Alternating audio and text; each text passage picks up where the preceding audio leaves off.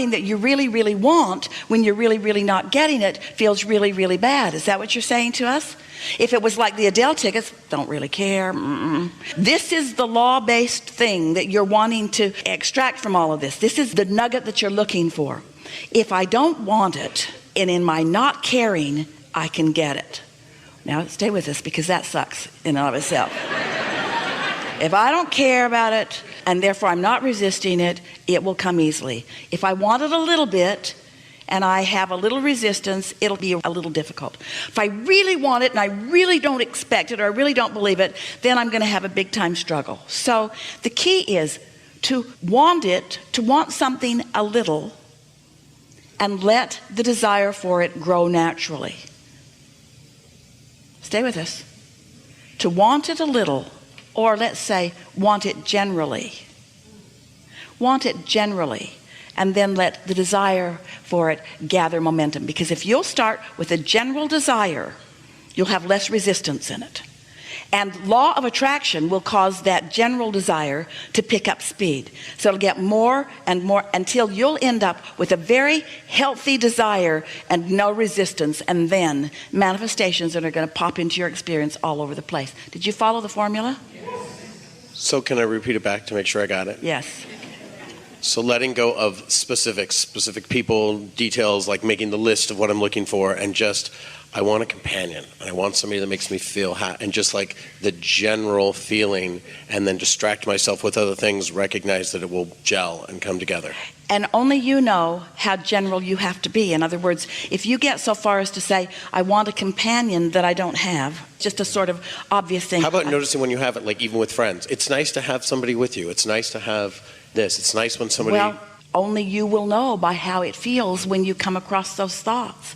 But we're suggesting that you start in a far more general place, such as, I'm living happily ever after, and the universe is yielding to me on so many fronts. And I really believe that whatever I want on any subject can come to me. And there's evidence of what I'm wanting coming to me in many, many ways. And I'm looking forward to the discovery of more and more avenues through which well-being can flow to me. And I'm certain that I have all kinds of desire that is lined up for me, that's in my vortex, that's being yielded to me. And I believe that the universe is yielding more to me than I'm maybe even able to receive. And I'm getting better and better at receiving it. And I really like this other stuff that I'm doing. And I really like understanding the laws of the universe. And I'm always looking for opportunities where I can help other people see how the laws of the universe are working too. And now we're going to get a little more specific. And you see if in getting more specific, you're still in that easy place. And I like the idea of being a deliberate creator. And I so like deliberately creating among others who are deliberately creating. It's so fun to meld my mind with others. And it is so much fun to watch the universe bring to me the cooperative components of what I'm looking for. And therefore, it is illogical to me that the universe would not already have worked out cooperative components to co-create with me on many fronts. Companionship is just a really natural thing on all subjects. There really isn't anything that I ever really do alone. There are almost always others around that I can bounce off of, or that I can respond to in some way. This is a cooperative universe. This is a collaborative universe. The universe knows who I am and what I want. And the universe knows, now we're going to get a little specific, maybe too specific for you. The universe knows who I am and what I want relative to all topics, and even relative to this topic of companionship or partnership. The universe knows who I am and what I want. The universe has been watching my expansion and evolution. The universe knows exactly where I am.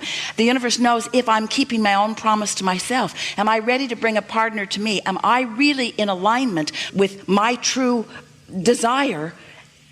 Because if I'm really in alignment with my true desire, then I'm ready for the universe to yield that true desire for me. But if I'm not quite ready, then I really don't want the universe to yield it to me, even though I know the universe is going to yield to me, because law of attraction can't keep that from happening. So a person comes to me who's not quite right because I'm not quite right yet with my own desire. I have more opportunity to work more of the bugs out, more opportunity to really discover who I am, more opportunity to not care so much what others are thinking around me, more opportunity to flow the energy and not be so aware of how others are responding to the energy that I'm flowing.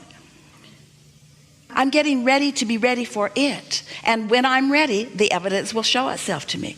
I appreciate how the universe brings me an exact replica of whatever I've got going on vibrationally, so that I can see it, so that I can take the hit of it, so that I can feel the disappointment of it, so that I can take the bounce of it, so that I can launch the rocket of it, so that I can begin again, becoming more specific from a very beginning place of generality.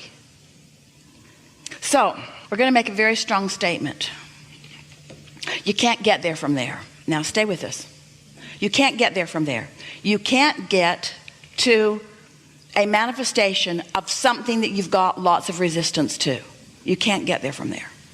Just stay with us for a minute, because it's not like the things we usually say to you, because we usually say you can be or do or have anything, but we're saying this to you because we want you to sharpen your skills of creation, because you're ready to do that. You can't get there from there. What do you mean, Abraham? You can't get to that manifestation that you want given the vibration that you're offering. Oh. So what's off in the vibration that I'm offering? You've got too much resistance for that to unfold easily. Well, what do I do about the resistance? Should I work harder? Should I think about it more? No, that will make the resistance more. What should I do? Get off the subject. Get off the subject. That will make the resistance less. You see, if you get it, and we're going to ask you if you do you believe that your vortex exists? Do you believe that there's a vibrational version already queued up for you? Do you believe that universal forces are arranging circumstances and events, and that the cooperative components are all lined up for you? So if you believe that, then what is the piece that you've got to do? You've got to allow it. You've got to get yourself in the receiving mode, which means you got to be happy anyway. You got to be lighter about it. Well, how do you be light about something that you're heavy about? Don't think about it for a while, and it will dissipate. And then next time you think about it in more general terms. It's like the movie that our friend was talking about. You have to reestablish your own communication between you and your inner being. And your inner being is not speaking to you in words. We sort of distort that when we're talking to you with all of these words. In fact, sometimes the words are so much it's like a hair blowing back experience for you. You'd be better off not even listening to all of these words. Your inner being is not speaking to you in words. Your inner being is offering blocks of thought, which you are translating into impulses, into memories, into thoughts, you see. Is it safe to go back to the memories that were happy? Like, does that generate where you're thinking that's like just wipe it all away? Do you feel how reluctant you are to let go of what you've been doing that isn't working? Well, that I thought did work. I mean, I remembered this, and then somebody came, but then they went away. What? No.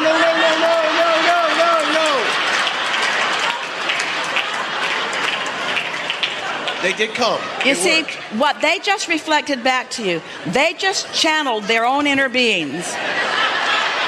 And what they reflected back to you is what you're doing vibrationally. It doesn't matter what the words or the actions are. They reflected back to you the mood. You got to get over being disappointed before you can start the momentum toward what you want.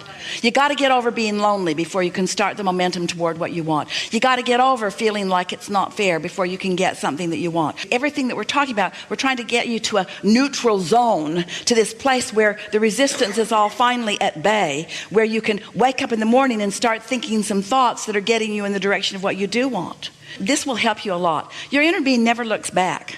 So your inner being is not trying to mine anything that went anyway before in order to give you something now. Your inner being's not looking back. Your inner being's only looking forward. And so when you look back, it's almost always a minefield. Almost always.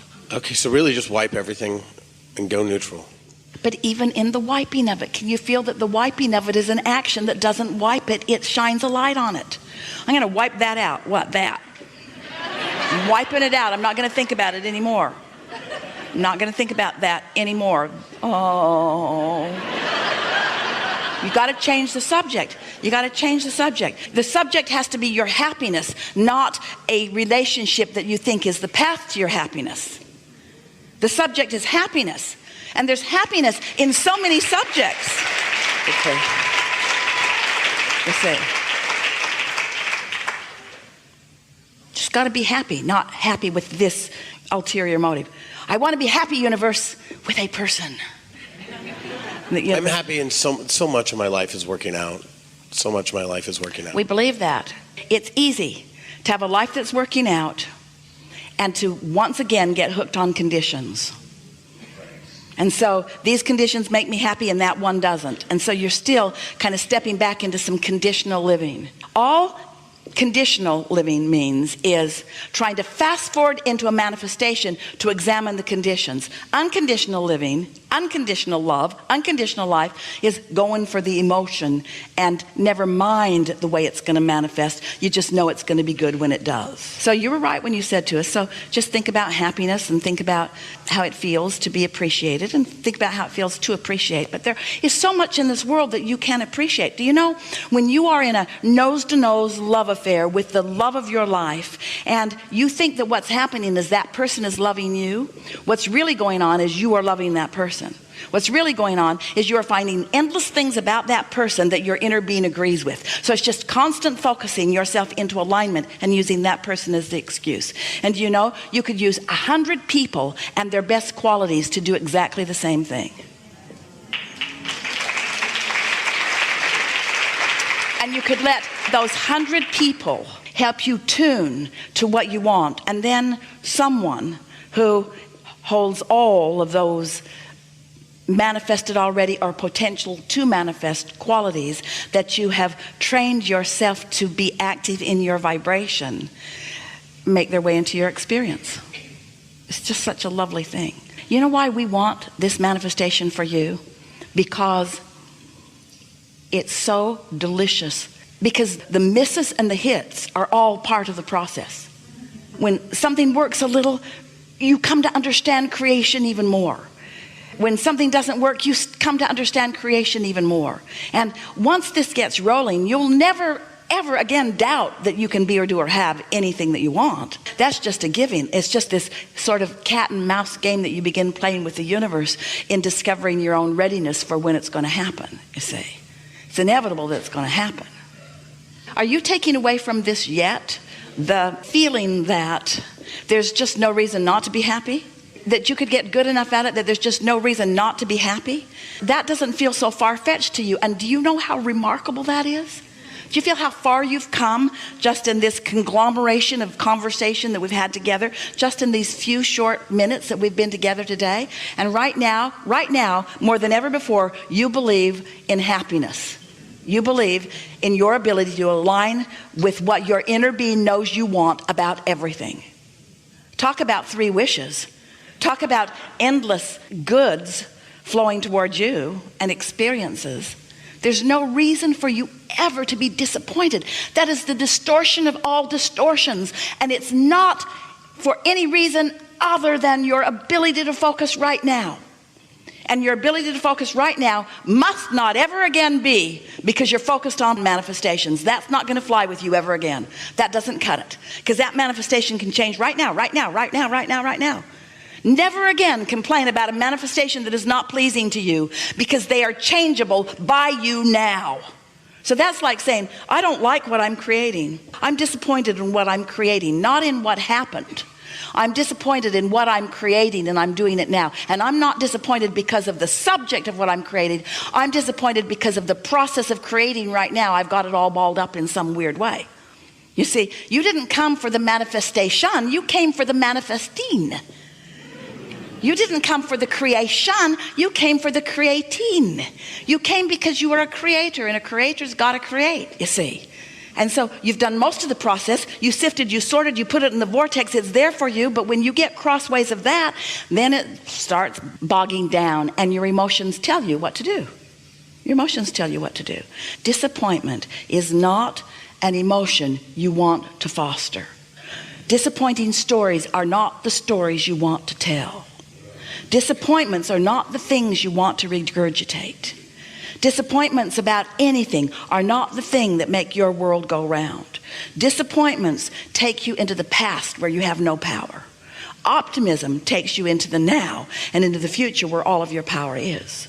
What life is and what the thrill of life is being on that brink of the next explosion into your mind, the next realization of this big thought, this big knowing, this big understanding, this big manifestation, bigger manifest, bigger, bigger, bigger, bigger, bigger, bigger, bigger, bigger, bigger, bigger.